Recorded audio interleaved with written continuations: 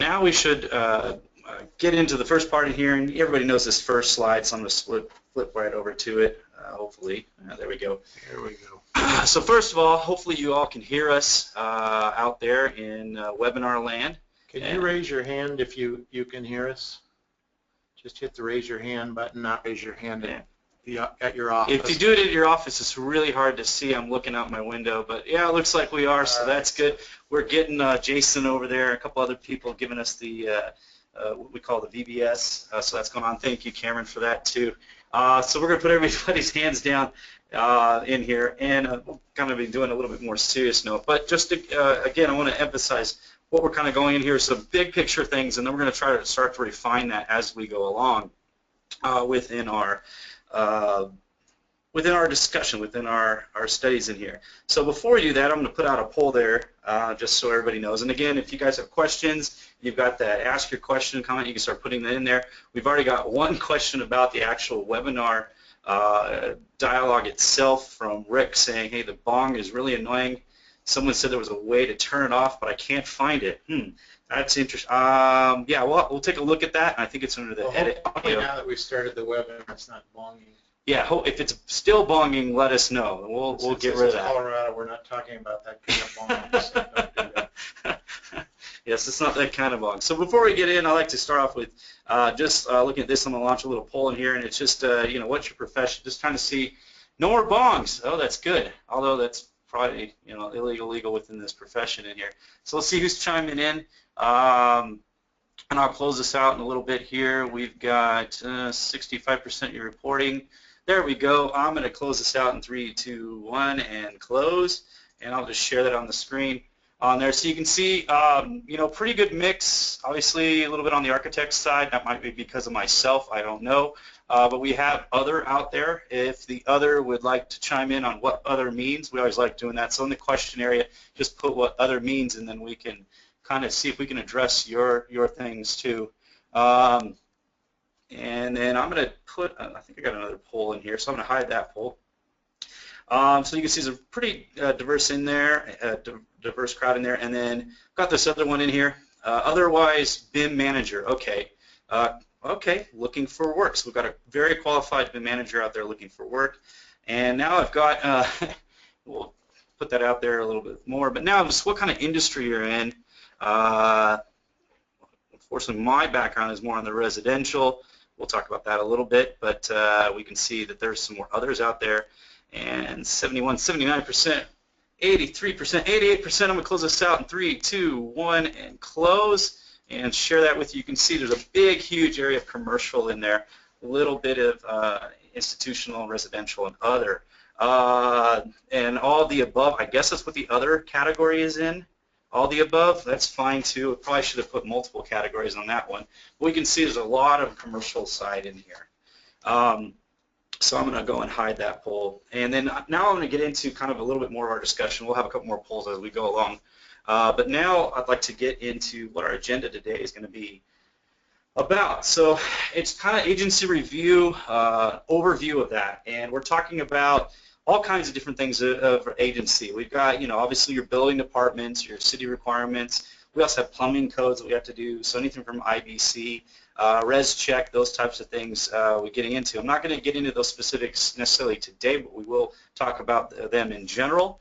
They're getting out there, but just some leveraging some of the things we can do. We've got, you know, fire codes that we need to deal with.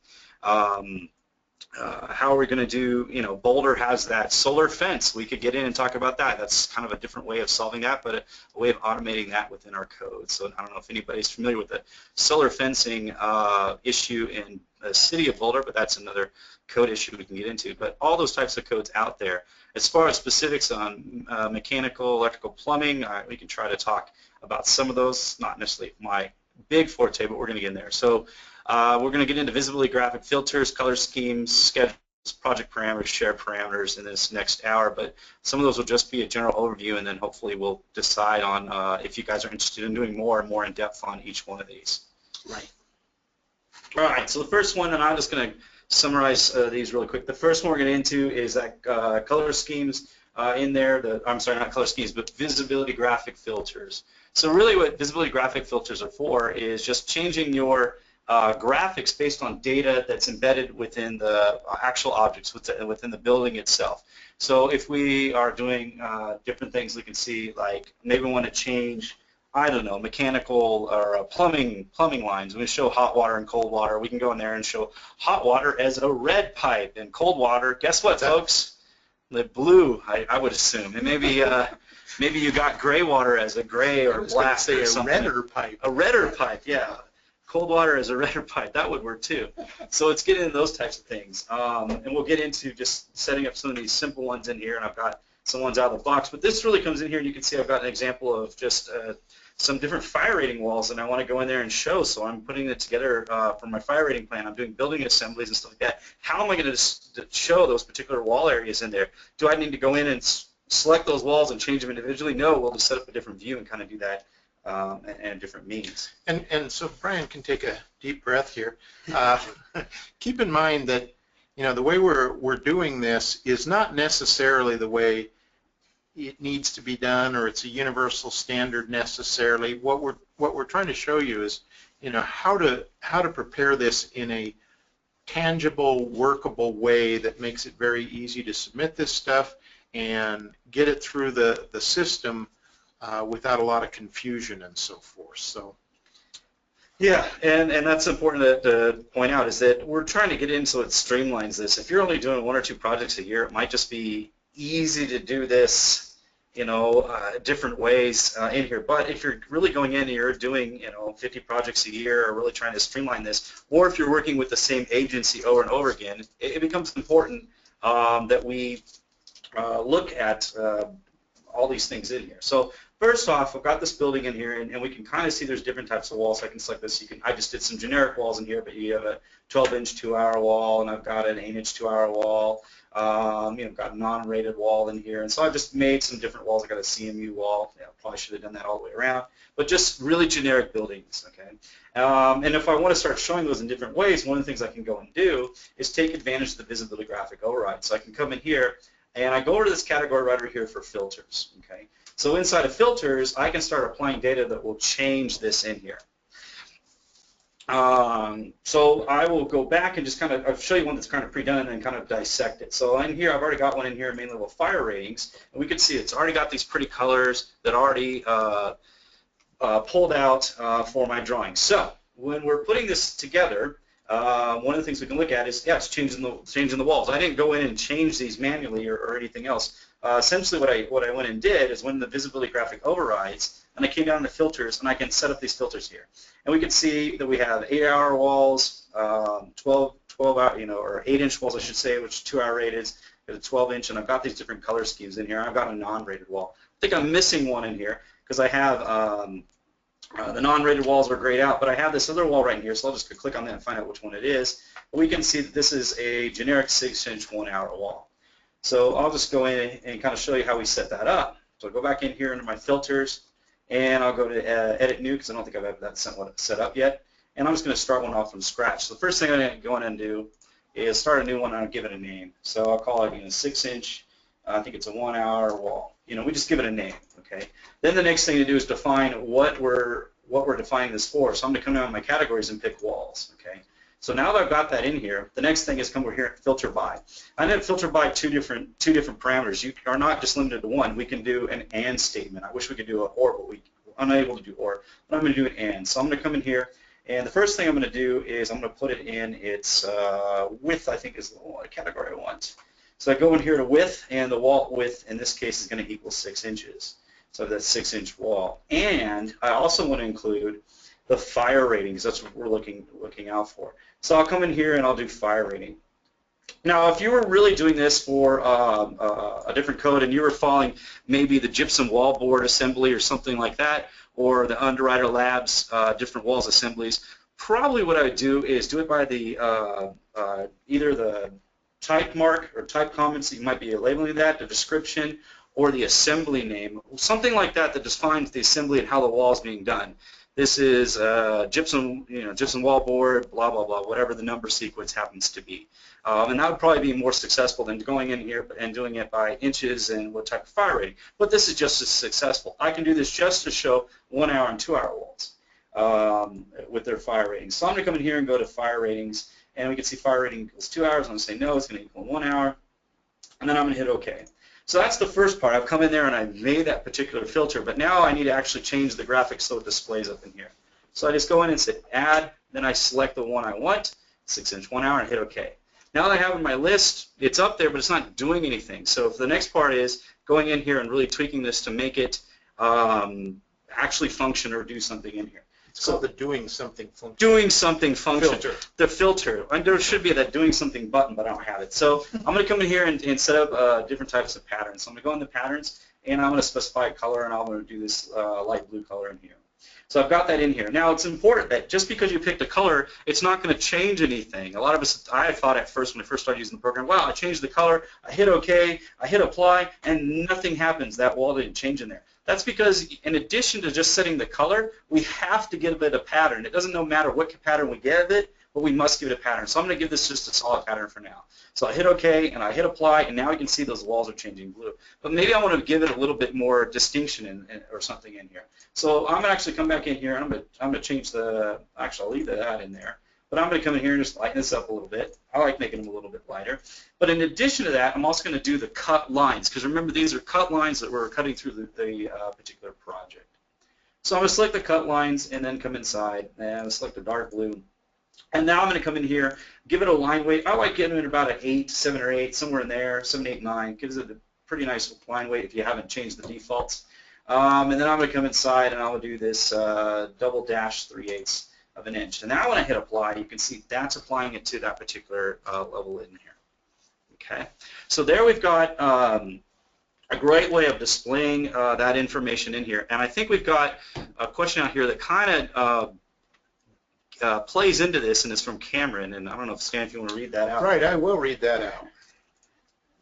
So Cameron asks, how do I bring sheet information from a consultant's linked file into my drawing list schedule?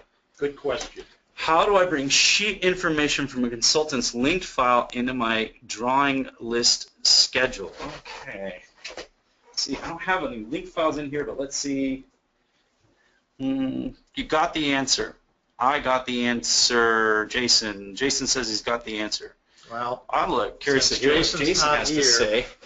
Jason can type it in, but yeah, Jason, go ahead. Let's hope you have an answer, because you're here. Sheet information from consultant link file into my drawing list schedule. Well, there's a couple different ways of pulling that in. One is just copying and pasting the information in there. That's a horrible answer, but it can be the answer in there. Are you talking about, I guess to get more specific, Cameron, the fire ratings within the walls, or what are we looking at in here while I go and set this up? So I'm going to set or up just the general link drawing as a whole. The sheet list. I'm not sure about the sheet list answer. I'm thinking about sheet numbers and sheet names.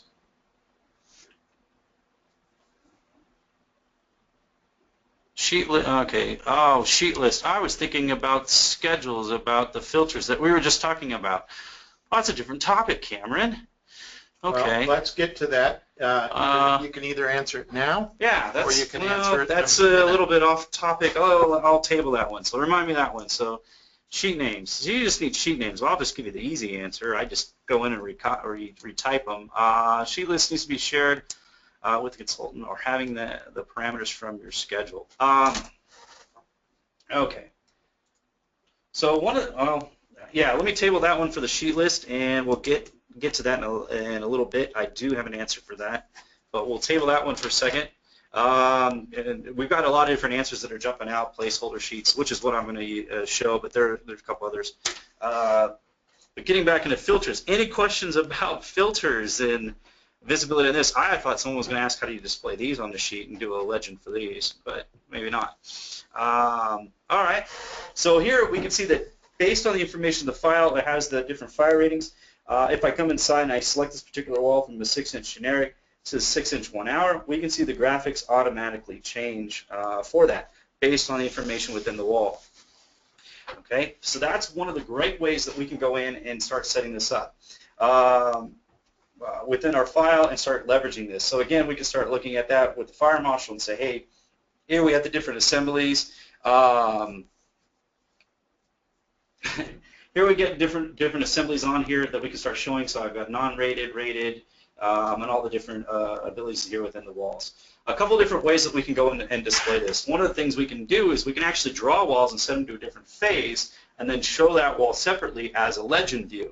That is one of the trickier ways of getting into that. So what could end up doing is go in here, and I'll duplicate this view with detailing. And one of the things I can do is in this particular view, I could get to like an earlier phase or a later phase within the project. And now I have a blank drawing because I'm in a different phase. I'm in 1985. I'm in an earlier year. And then what I can go and do is I can start drawing these walls in here and labeling them in such a manner, and probably not draw them right over there.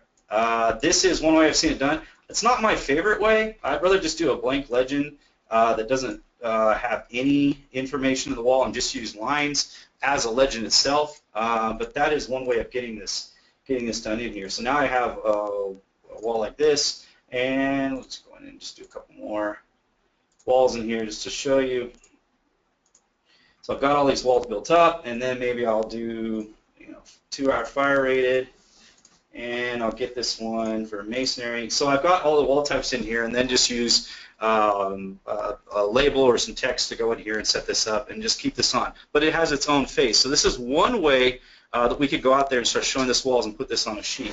So now I can go into my sheet view and just use the regular sheet in here, and then drop my fire rating plan in there, and then go in and drop my little copy. And there we have my legend set up for the view. So that's one way of getting this done. The other way is to set up a legend, put this information in the legend for your project. So we can go ahead and do that and say a new legend view in here. And then we can go in and start looking at adding those filters to this. The only problem we're going to get into some of these, I'll just kind of show this when we drop it in here, is now, okay, would be tempted to put in my detail component. Well, not my detail component, legend component, that's what I'm looking for. Legend component, go in there and put in my walls. And so I've got my different wall types in there. And let's do one more. There we got that one. And then go ahead and set up my filters for each one of those. So if I got that masonry wall in here, and again, folks, I think I forgot to go in and actually set up a schedule for this, or a view template, but we could set one of those up. But we're seeing it's not really changing my filters in here based on that wall information, the cut patterns inside. So that's really not going to help me for this, because this doesn't have the ability to go in this. So I'm really left to doing this with either drawing it with lines or right-clicking and overwriting these within the view. So it gets really tough to do this in other ways. We can't go in and override that by category within this particular view in here. So yeah, this is one way of doing that with a wall schedule, but it's not really helping us out. All right, so we've got that one in here, and the next one to get into, unless we have any other questions. Nope, no more questions. Change the view direction. Don't spend a lot of time looking at that. It just throws you off. Oh yeah. So there, even in plan view, it's not really showing us any changes in there. All right, so the next one we're getting into is, let's see if we can get in here. It's getting into our color schemes. So color schemes can be used to fill it for rooms, areas, which are more the architectural, and then spaces and zones and pipes and ducts, which are the MEP side. So we can go in here and start using this data to kind of change what we're looking at for occupancies, area coverages, things like that within our dialog. So maybe we're going to go in there and do a site plan and start looking at hardscape, what's landscape, all this other information in here.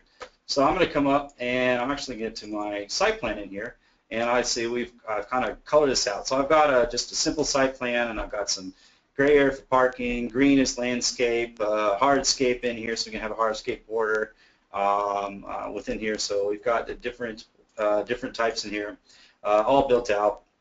And so we can see we got the topography, the asphalt paving, that's all in here. And I even got just a general site, and I've got a site plan in here. So we've got the whole property. So to set this up, some of these are split faces or split surfaces, different surfaces themselves. Some of these are sub-regions, so it doesn't matter which one you're using them out for, but you can use it for this. So inside here, I've got this all set up, and I hate this. Anybody ever get this graphic thing happen before? This little play video. This video means I got to start over with my little project.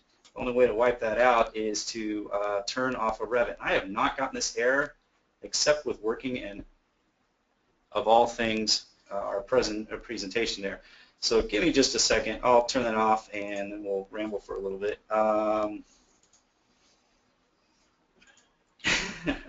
So I got that in there, bringing it back up. We can see that graphic disappears. So that has not happened much, but when you're using, what's this program we're using here? GoToMeeting? GoToMeeting, yeah, that'll do havoc on our particular graphic things. So all kinds of things will appear in here. So here I've got it back up, and I'll bring that file back up in our view.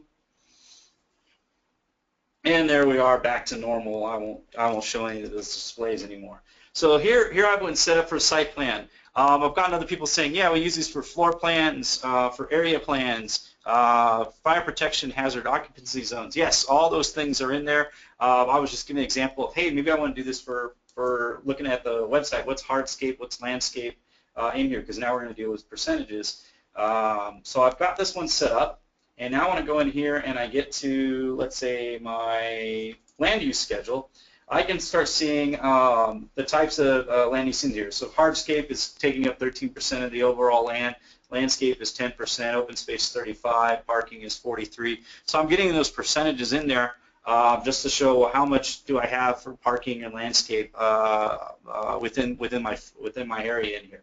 So it gives us that ability to go in and start looking at this.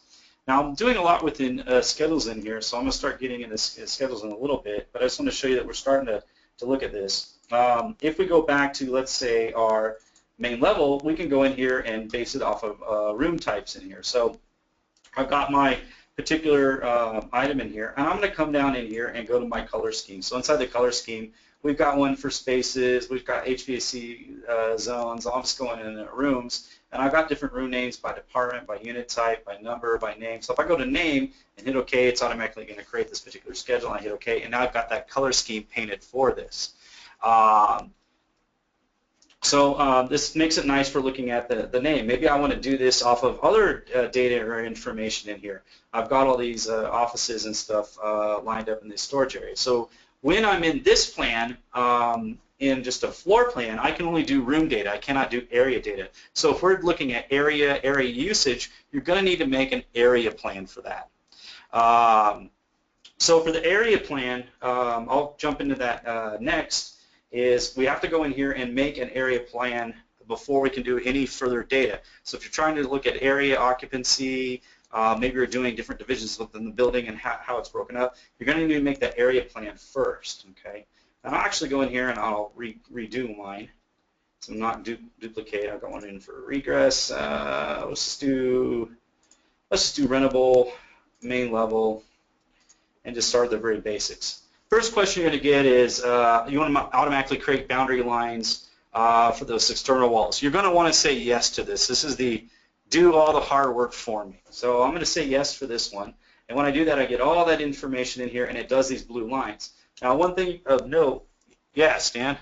Brian, one thing that Mariah asks, and it may fit in with what you're about to do here, she says when using color schemes in section, the color is only a square and doesn't follow the roof line above. Do you know how to fix this? Would that be handled through the area plan like you're talking about now? Well, we're using the color schemes. Yeah, let's backtrack. I'm sorry, I didn't mean to throw you off, but let me you finish can this answer one it and in then whatever order. I just yeah, it might be the fact that you're not using a volume calculation, so you have to go in and turn on the volume rather than just the area plan. We'll go ahead and finish and this, then we'll get it in there. This building doesn't have a roof, so I'm gonna have to put that on anyway to Oh, get that well. done. So here I have that space in here, and I've got I actually have rooms and areas built inside already. So I'm gonna come in here. Whoops, not doing the color scheme yet. And I'm gonna turn off in my visibility graphics. Since I am in an area plan, I'm gonna go in and turn off rooms. So I'm gonna come down in here and just get to those rooms, turn those off. So I'm not putting those in there. You can see that there is no divisions in here. Now I'm gonna go in and do an area. So I'm gonna come in here and do an area. And I'm just going to paste one area in here. You can see it's taking up the whole building, the inside. Now, one thing I want to point out is that this is based off the BOMA couch, so it's actually including this little part of the window in here as part of the area because it's showing up on the floor plans. Now, the next step is I want to break this up. I'm actually going to break it up by room with the area. So I'm going to come in here and do area boundaries, and I'm going to start picking up these different areas. You can see when I broke that up, it automatically turned that in here. So I'm going to use the pick line, kind of coming around, picking all these lines in here, breaking up all these spaces. Now I'm going to go in and put some more areas in there. So I've got different areas inside my model, and that's really how it's going to be done, breaking them down that way. I'm actually going to hit undo and jump out of this because I already have one done, and if I do too much, it's going to ruin me. So now I'm back in this plan, and now I'm going to Martha Stewart and come down in here and get to the area plan. So what happened here is I did the area plans and set it up, dropped them in here, and then what we did is we came inside here and just picked a different color scheme based on areas, the area types in here, so building common, floor area, major, office, storage, and stuff like that. So all these different areas are broken up by their different uses. So now if I come back in, and let's say I go in and I select this office area, I can come in here and look at this office area, and we can see that inside here we have like building common area. So if I switch it from office area to building common area, we can see it's going to change color within our diagram. Okay, so I've got that changing within there with the basic information. And this type of information is all out of the box stuff with the area separations, the building common types. You're going to see other things that are in here: occupancy, load, load factor, things like that. Those are more in project parameters and shared parameters in there. Okay. And when you get to it, Brian, Joy has a question. Will you show how you set that schedule up for? Yes, so I'll get into schedules in just a second. In here, I'm going to see if I can get to this question about how to do this. I'm going to put in a simple roof for this, and I'm going to put in a gabled roof on this just because it's a little bit, that's not a roof, easier to do with a gabled roof. So I'm going to come in here, set up my overhang. If not, we'll have a flat roof, and I can't give you that example of what's going on within that diagram. Yeah, I probably should have hit, shift and selected all those. Are you sure we want to discard the roof? But no, I want to finish that. Yes, highlight the walls. Now they all attach. You can see I'm in the wrong phase. Yeah, I've got a roof in here. Trust me. All right. It's in the building. I had to set this up so we didn't see the site plan. So I've got it in here, and we can see, yeah, this is underground, and that's why I'm doing this. So hide and view by elements. Sorry, Brian. Oh, Stan, thanks, Stan, for giving me nothing. I wasn't prepared for that part. All right, so we got it in here, hide and view elements. We've got these things in here. We can see that we have rooms. And if we go and whoops, stretch these up, these rooms quite don't work out. So if I were to go in here and apply that same color scheme that we had before in here, so go into color schemes and I go to rooms and I pick the names and I do that. I've got it colored by the names, but they're not clipping out. They're still this big. One of the things we got to look out for is that out of the box this is set for doing some simpler calculations in here. So if we come over here to rooms and areas, we're going to see that we've got our color schemes in here, but below that we have our area and volume computations. And right now it's just looking at areas only. Okay, so what we're going to need to look at is areas and volumes. The other thing to ask ourselves is, well, where are we taking these areas, these volumes from? We can see in here it's at the wall finish. If you wanted to go from the wall core, the wall center line, or anything like that, this is where you go to change those up. So I'm going to hit OK now. And now you can see it's snapping to that roof line. So this is what's going to make these rooms snap to the ceilings, those roof heights. In here, I'll do this room right in here. only because it's a little bit easier to grab that, and we can see, doesn't matter how far I pull it, it's not going to get past that roof line anymore. If we come along and put a ceiling in here, it would also restrict that in there. So I've got a ways of doing that, and I forgot whose question that was. That was Mariah. All right, Mariah, so there you go. You've got a way of condensing it down. That works for all room data. And now if we get into the room data itself, you will see this will also change the volume height in here. It actually displays. So if I pull that down, you can see the volume is now less. When I pull it all the way up, it gives me my greatest amount of volume in here for pulling that in. So that works with the color schemes as well, because that's still part of the room data. And Mariah, it even works with subterranean homes. It does. This is an earth home, Sam. Stan, this is what I was after. It's an earth home in here. This is what happens when you do the site plan and the building plan in the same file, and you got to like do some trickery. Oh man, it's all fun, yeah, Brian. it's not going to let this one down, are you? Yeah. Oh man. Okay, so let's see. Don't have much time left. All right, so now we're going to get into, unless there's any other questions on color schemes in here, but again, we can see the power behind this. This is what's going to show within our projects. And the last thing is, it's nice to have a legend in here. So I'll go back into the annotate and put a color fill legend in here. You can see that there's a room schedule in here. If we go ahead and change this from name to maybe the room number, or let's say we make a new one for area, since I have that in there, and now I can put in the areas in here, and I'll just select this to areas. It's going to make those again, and we can see this automatically changes to the areas that we'd have in there. So that's just one of the other nice things to include with that. Now, they pick the colors out of the box. If you don't like it, you can go in there and change that. You can put different hatch patterns in here because these don't print out. If you're doing black and white, this is a horrible idea. So we can go in there and switch those out for those. So you can see the number legend. I can go in and rename that in here by coming in and saying that this is a room area or something like that. So I'll come in here and say room area and then hit apply, and now I can see that says room area for that. So now I can do that, or come back in here and do name, and it says room legend, and maybe I put that in as name. Whoa. There we go. And now I've got it based on name instead of room area. All right. Got that one down. So now the next thing is pulling it in here. We've done the color schemes.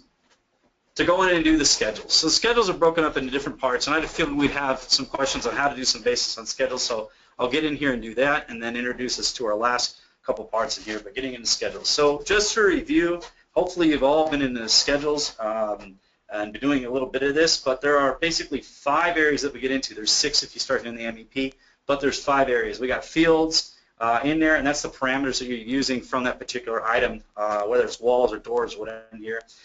Then we get to filters, and filters is how you're limiting that data. What data are you actually showing? So if you just want to show first floor data, we can go in there in the filter and do first floor data. The next one would get into sorting and grouping. Sorting and grouping is how you're sorting or filtering or grouping. I'm trying not to use the terms, but it's really hard when you limit your vocabulary. So it's what data are you really arranging it. See, I knew I wrote a word down. Arranging your data. How do you arrange your data out there? There's this little button down here that's really important. Itemize every instance, and we'll take a look at that within our project. So different ways of sorting that in here, and then formatting. How is it going to be displayed? And how is it formatted? How is it arranged? Yeah, you're trying to make it sound profound, and it's just not. It's just, it is what it's construction. What do you want? Yeah. So we've got this in here. So getting in there and customizing that. The last one being appearance, and that's how it's going to be when it's on the sheet. So we have those 5 areas to get into. And I'm not really going to take much on appearance. I might find it's the last thing I really care about. I know a lot of people get a little antsy about that, but.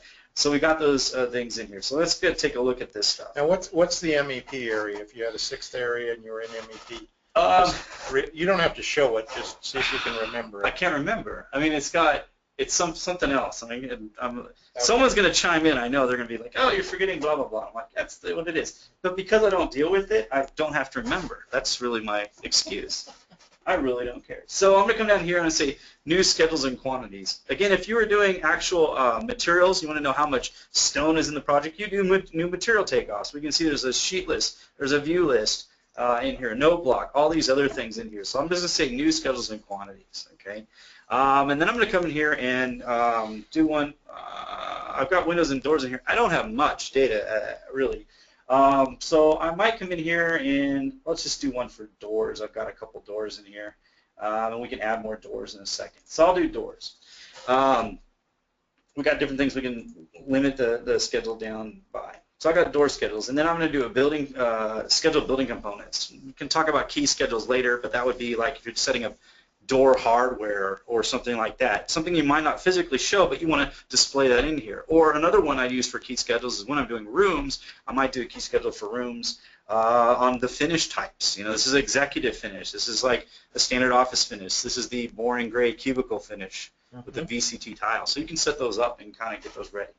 Another important thing is the phase, what phase your project is in. So I'm going to come in here, hit OK, and now I've got all this data in here. The next thing is, okay, these are the available fields from doors, what was set up in the door family. So I'm going to come in here and grab family types, always a good one. Another one I like doing is level, because if you have different multiple levels, you want to know how many are in the first floor, second floor, things like that. So we can go in there and set up those particular levels within our project. We got phase created, phase demolished, you know, this door finish schedule that might be in here, door material schedule that might be posted on it, the count of those particular items. That's always a nice one in there. The finish in here, we've got fire ratings. So a lot of these are out of the box. Some of these might be custom parameters we can put in there. We'll talk about how to do that. Visual light transmittance that would be on some of these. So some of these are new doors. In addition to that, we can add new parameters in here. So if I wanted to do hardware type, I could add a parameter skills hardware type, and now that's now a part of the door family. I can also do a calculated value. Maybe I want to look at the, I don't know, the glass width and height of the door, and I want to say, well, I want to get an area, and that doesn't display. Well, I can do a calculated value that says door glass width by door glass height gives me a calculated value equal area of glazing or whatever it is. Okay, so we can put those things in here. So now I've got that put it up. I'm going to go in here in a filter. And this filter is where you get to set up for a specific area. So we've got a question coming in here that says, Want me to read it? yeah, this partly applies. Give me a chance to slow down. Yeah, give me a chance to slow down. Take a drink. How do you set up schedules on per floor or only to specific drawing? Example, roof piping drawing, a schedule that only counts the pipe in that drawing or the third floor lighting, etc. Pipe, and that comes from Christopher. All right, Christopher. Well, this is the easy one. You kind of led me right into this. That's why I like this question. So we've got the fields in here. One of those things I collected was right here, level. Okay. Now, level is going to change, and it might be associated level. I know that's very common on the structural. On the MEP side, I'd have to take a look at the piping material or electrical area. It might not be the word level, but I want something that kind of leads me to what level, what floor I'm on. Okay. So then I go under filter, and what I would do is if I just want the first floor, I come in here and I say filter by level, and I say the level equals, and I give it the level. In this case, the main level. Now the only data that will be displayed would be that lies on the main level. So I'm just going to hit OK, and we'll see what happens in here. So I hit OK, and I can see that these are all the door types, and that's all the doors on the main level. So let's test this out. I'm going to go to the second floor here, and I probably don't have, actually. I'm going to delete my roof because that's what I want to do. And that's what I'm going to do. Now I'm going to make this particular wall, instead of being unconnected, I'm going to make it go to my second floor plate. So I've got that spanning up in here. And I'm going to add another door in here. So I'm going to add a couple of single flush doors in here. And just to make sure that they are the doors that I'm looking for, I'm going to select those. I'm going to make them pretty small, so 30 by 80, right? So those are the only 30 by 80 doors in my project. So now I'm going to close this out. But we can see that there are no 30 by 80 doors that appear in here. So, whoa, it's magic. How does that happen? Well, if I go back into filter and I set this back out to none, I hit OK, we will now see that we have those other doors showing up on the list. So if I really want to filter this out by just the stuff on the main level or just the stuff on a certain floor, I come in here and I go to the filter and I say filter by level, and then I said level equals basement, or level equals main level in this case, and I hit OK. And now I just have the main level information. So hopefully, Christopher, that answers your question in there. Again, with piping, it might not be the word level, it might be associated level or something like that. I know that you have the whole system, so I don't know if how that's going to play out with the system, and if the system has, if it spans more than one level, how that plays out with that. Well, it should be able to be found under the filters, though. Yes, it should be under the filters, but it might be that whole system might all be on one level instead of three, even though it spans 3 levels. He said beautiful. So awesome. Guess who's got it? I guess we got that one. So now we have all those things in here. So next thing is going in and kind of looking at some other ways of sorting this. So I've got the filters in there. Now to go in and start looking at the sorting it. So in here we can sort by, family and type, level, door, finish. So I'm going to just do family and type for now, and then hit OK, and we can see that now it lists it in alphabetical order by the family and type. So we've got all the different types in here. Okay. So that's nice. We can go there and we can say ascending, or I can say descending and hit OK. I wish you had an apply button so you didn't have to keep flipping on that, but now you can see it descending order. So you have different ways of doing family and type and by level. Okay, so I'm going to go back and do ascending in here, and I'm going to come down in here and press this is the all magical button. This button will solve your problems. Okay, so I go in here and say itemize every instance and hit OK, and now we can see that combined all those categories into one just by what they're being sorted by, the family and type. Now I can see that I have 1 door of this type, 1 door of that type, and 7 doors of that type. So there you have it. That's a way of doing that in by the different counts in here. Joy, does that answer your question? Oh, Joy had a question? Well, it looks like just that question. How do you sort the doors by type as well as level to get a door? And she says a hearty yep. So listen, now I should relabel this. This is main level door schedule, right? And if I needed one for the second floor, what we basically need to come in and do is do another schedule. This is just the main level. I'd come in here and I'd duplicate this one, and now I've got a duplicate, and I'm going to rename this duplicate. Instead of main level, I'll do second level, and get rid of this word copy in here. So I've got the main level, now I've got the second level door schedule, and I just go back in the filter and type, and I say, just give me second level, hit OK, and now I'm just down to the second level doors. So now we have 2 schedules in here, one for the second level, one for the main level, showing me each door per level of my project to put it in here. Again, we can put our fire ratings. It's showing all our fire ratings in here for the doors and stuff like that. So this is another question from Claudia. Can you mix model elements into one schedule, i.e. doors and windows together? Yes, but it isn't easy. No, I don't have time to go through it. That's going to be a bit of using your shared parameters and getting different components that are different categories. So again, you're limited to the categories when you first start out of the box, that you can't have windows and doors or anything like that. You're only limited to. What you're saying is it's easier to do separate schedules than it is really in many cases to try and mix them up. Yeah, out of the box, there's no easy way of doing that. And that's why starting off with this level in here that we're talking about within our schedules to say, hey, this is the basics getting in here. Everybody's got to have a basic understanding of doing this. Okay, when we get into some more, and I have a couple other questionnaires out there, if you guys want to do more, please fill them out because I'm kind of seeing where this is going to go. I wanted to be a lot of higher end, but I've had a lot of questions, and this webinar is proof of that I was thinking too high up within the discussion. So I'd love to get in that area. I was trying to get that in here. So what Brian's saying is that you'll get a survey at the end of this via your email. Check it out. If you'd be kind enough to fill it out, or at least fill out enough of it to give us an idea of what else you'd like to see, we will do a part 2 and even a part 3 of this in the next few weeks if you'd like us to. Yeah, that would be my hope and joy. Maybe not the next few weeks, but in the next few months at least. So I'm going to come in here. I just want to show you that as I'm selecting these in the schedule, you can see I'm selecting all 7 doors there. I've got just this 1 door there, that 1 door there. It's all changing up to my schedule. So this gets really, really easy to go in here and say, well, these are supposed to be, this is supposed to be a 45-minute rating. So I can go in there and put 45 minutes on these doors, and all those doors change at the same time. I can go in here, and it's telling me, hey, those are going to change. Thanks, Revit, for letting me know what I already know. We can go in there and start putting them in there. I can go in there and put the finish on right now. So these become some really nice things to put out for your files. Okay, so you can put that in here, fill all this stuff out, and really change the project without actually having to get into the project. I don't have to select door by door by door. By filling this out, I can now go in here and I can see that I now have, whoops, where's that?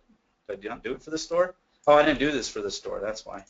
I come in here and select that door. That's the door that has the fire rating. But now we can see that I now have that 45-minute rating in here. And if I change this to, let's just say 90-minute, put that back in, hit apply, we can now see that all the ones in the schedule now changed to 90-minute. Okay. Alan, to answer your question, Alan asked, can you export schedules to something like Excel and then push it back again? And really not natively in Revit. You can push it out to an Excel file just fine. Pushing it back and forth and kind of keeping them in sync is not a native Revit ability, but there's a lot of tools out there that can do it. Correct. There's some are better than others. So and that's the caveat for the whole thing is that we want to keep that data with part of the file. And we're getting into this, or we've been doing this for many years doing that, and being able to push that data back and forth. And that's really what we're ultimately after in a BIM environment, is being able to pass this information on into a database, have someone else fill that data out, and then push it back into the file. And can it be done? Yes. Is it being done? Yes. Is it being done often? Probably not as often as we'd like. Well, there's a lot of good applications for it. I mean, certainly in facilities management, a lot of people like to be able to do that because they don't need a facilities administrator, a space planner, having to get in and manipulate the Revit model. They just need to pull out spaces from the Revit model and assign it, whatever they need to assign it to, and then at times they'll want to push it back into the Revit model so that the Revit model stays in sync. So there are very real, definite applications, and there's tools like BIM Shift's Lifecycle. There are CTC has, I forget the exact name, I think it's Revit Tools. They've got some tools that will do that. Ideates. BIMLink, I think, does that. It certainly goes out, and I think it pulls back in. They make a good tool. And then there's some great tools, if you're into computational programming, something like Dynamo, and you're really into that, there's some tools for doing it, actually free tools. Case has some tool sets called Lunchbox, and I forget what some of the others are, Clockworks or something like that. And they have some already written routines in Dynamo that you can just plug into your drawing to push data back and forth. So lots of ways to do it out there. Yeah, Jason's saying CTC, the BIM project suite. Yeah. That's a pretty nice one out there too. Getting into that. Earlier question that was asked, and I just want to add on to this. We have a when you're setting up schedules, can you do multiple items? Yes, it can be easy, but to really leverage this in here, so I can go to multi-schedule within the project, and then hit OK and fill this out. So in here I've got the family and type, so it's going to list all the family and types in here, and then you really want to get into categories. So I can go in there into categories, and this is where it starts to get a little bit interesting on how you're going to filter out items. So I've got these in here, I hit OK, and I've got doors and windows. But let me add a third category in there, and that's just going to be structural columns. Because that's where we're going to get some different part in here. So I got structural doors, windows, structural columns in here. Now it becomes the tricky part, because now we have to filter out, and we don't have an or category. We have an and. Okay, so I can do equals or does not equal. In this case, structural columns or structural connections. And let's just say structural columns in here. So I think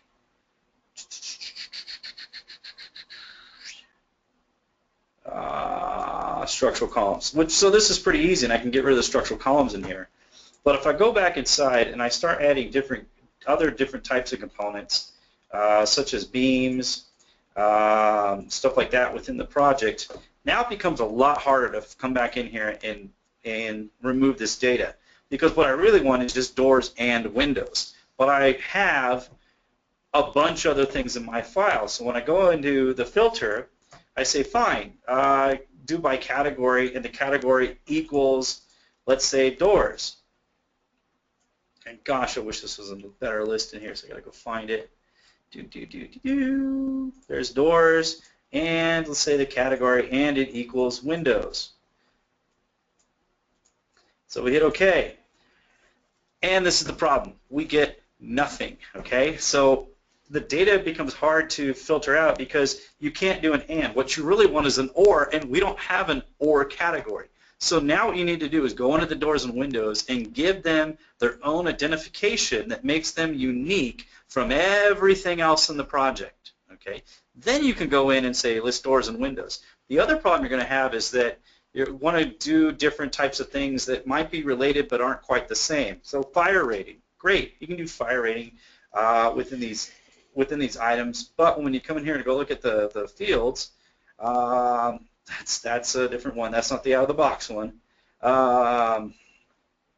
That's why this one exists. So I got a fire rating in here that exists that's different. This is a project parameter, shared project parameter, but the regular fire rating isn't in here.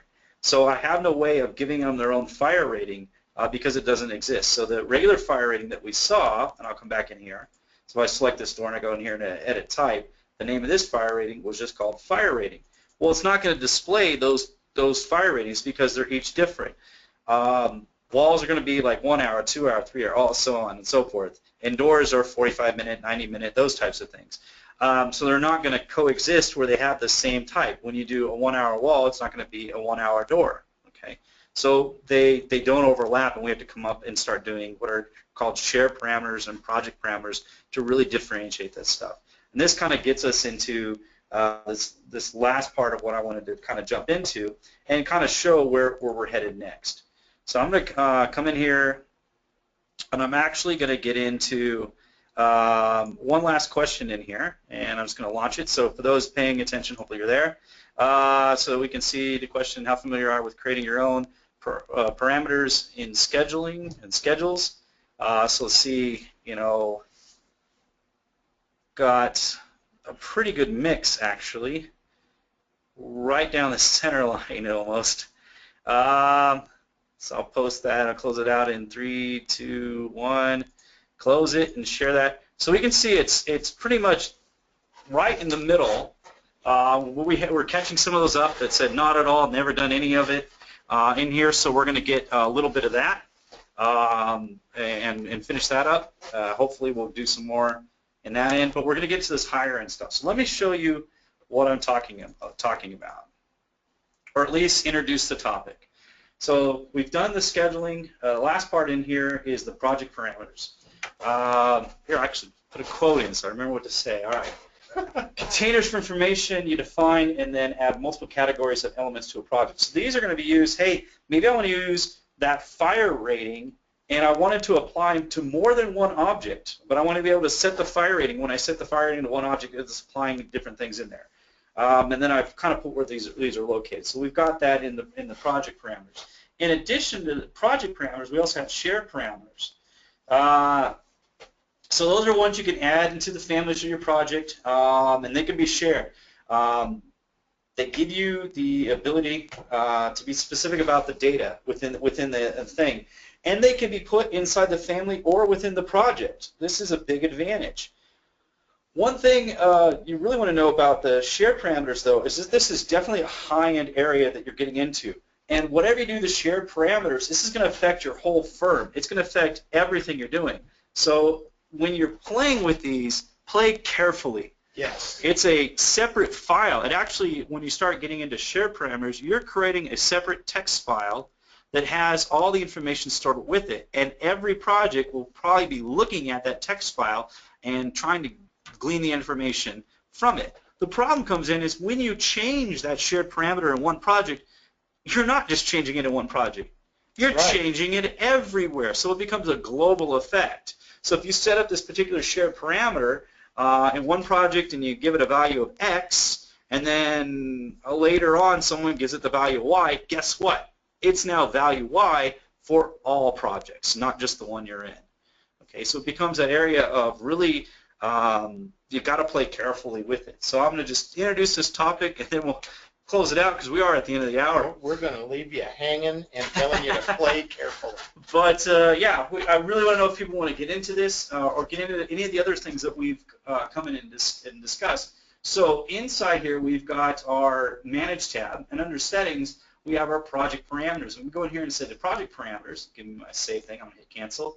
And I'm going to go in and add. So these are ones that are already set up in the file. But I'm going in here. So I have project parameters, and I also can put in shared parameters. So that I get to this dialog no matter which button I access to above here. It's just going to dump me in here. So the project parameter, I can go in there and set that up, and I can define if it's instance or type, and this what field it's in. Common, which I refer to as architectural because I list everybody else's. So I'll put that in here, and then our parameters in from before. So we might just do a refresher on parameters next time on putting that up. But I can set that in here. And then I apply what I want to apply that thing to. So if I want to go in here and say, well, I want a parameter for both windows and doors, since that's what we were talking about, I'll go in here and say windows and doors, and I'm going to set this one up to say, I don't know, I'll do this all caps so we can see it. Material finish or hardware finish, that'd probably be a better one.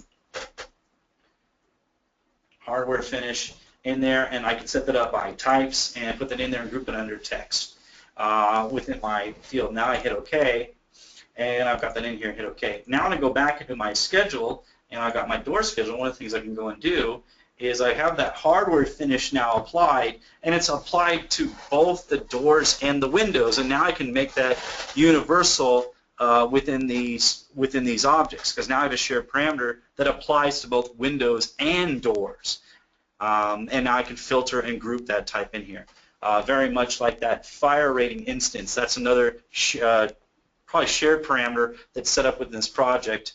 Actually, it's an instance parameter, so probably a project parameter. Now I think about it, that's listed within this project. So hopefully you guys are getting an idea of what about this, how to start setting this up for reviews for agency and start looking at that. We're going to get more specific examples as we continue on.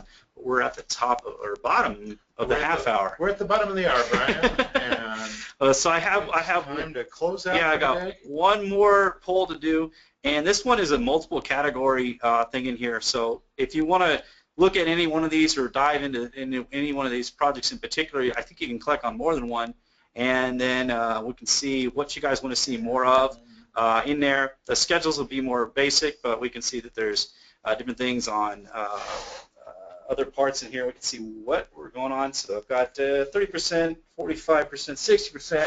Whoa, now we got to get in here. So I'm going to close this out in 3, 2, 1. People are they're still applying, so I'll let it go. 3, 2, 1. I'll close it out and I'll share it. And we can see that a lot of people are into schedules and project parameters, which I'll include share parameters in there too.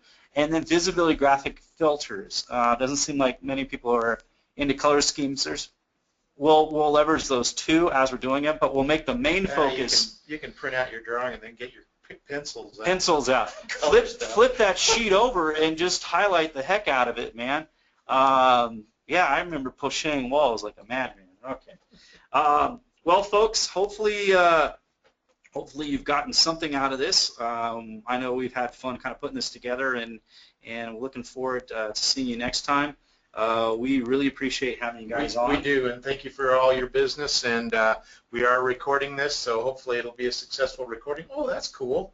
There's Stan Henney Fine Arts. You put me under the bus as being an artist. I throw you under the bus too. There we go. All right, folks. Thanks very much, and see you next time. See you.